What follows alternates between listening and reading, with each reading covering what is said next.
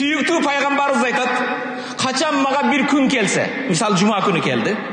Качан мага бир күн келсе, ошол күндө Аллахга мени жакындаткан жаңы бир илим ала албай калсам, Аллах ал күнгө береке бербесин дейт.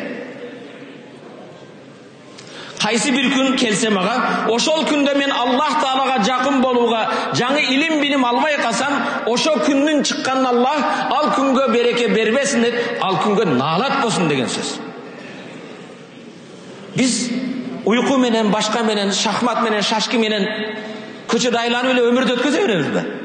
Инсандын жашоодогу оборот кыла турган, жүгүртө турган эң чоң капиталы өмүрүбүз. Күнүгө күн чыккан кезде Хасан ал-Басри айтат: "Я ибн Адам, ey адам баласы, ана яумун жадид, мен сенин өмүрүңдөн болгон жаңы күнмүн. Ва ала амалука шахид, сенин жасаган амалыңа шахид күбөмүн.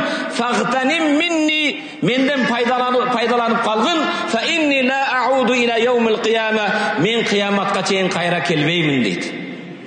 Ой, күн чыгыптыр дейбиз, а?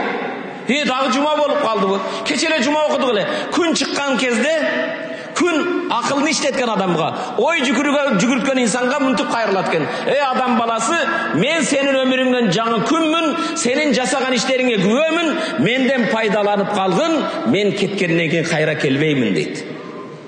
Дүйнөдө бир чындык бар. Эч бир акылдуу мени менен талаша албайт. Бүгүнүбүз эртең болот, эртеңибиз эч качан бүгүн болбойт.